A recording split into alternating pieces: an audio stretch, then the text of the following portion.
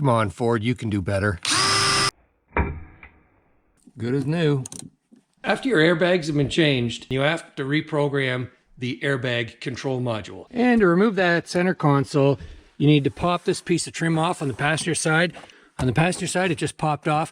On the driver's side, there's the same thing that pops off, but there's a screw right up near where your right toe would be. To remove this trim piece right here, I took these little brackets out in here, this trim piece, and it takes a Torx bit screw, so that comes out after the screw's out, and there's another one here. I don't know if they needed to come out, can't remember for sure. And then after that, this whole piece right here pivots up towards the back of the vehicle, and once you get it up and up here, we'll need to move the shifter out of park to be able to lift it up. So I'm going to show you where the pop pins are. 1, 2, 3, 4, 5, 6. So these are around this area. So after they get popped, you'll pry it up gently, and then you're going to pull it straight back.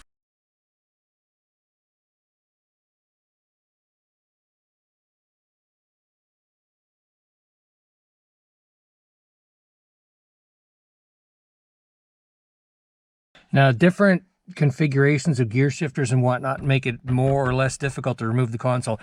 I couldn't remove it, so from the back seat, I've raised up the console and put a piece of 2x4 and a 1/2-inch piece on top of that, just to give it enough room for me to work. And you can see there is the module, and it's got a couple of connectors that you need to release, and the last thing you do is unbolt it. So you release both connectors, and this is the critical piece. You make sure your battery's been disconnected. You release both connectors, and then you unscrew these 3 bolts. And it's actually a stud, so it's a stud and then there's a nut on top. If the nut comes up and the stud stays in the truck, that's okay.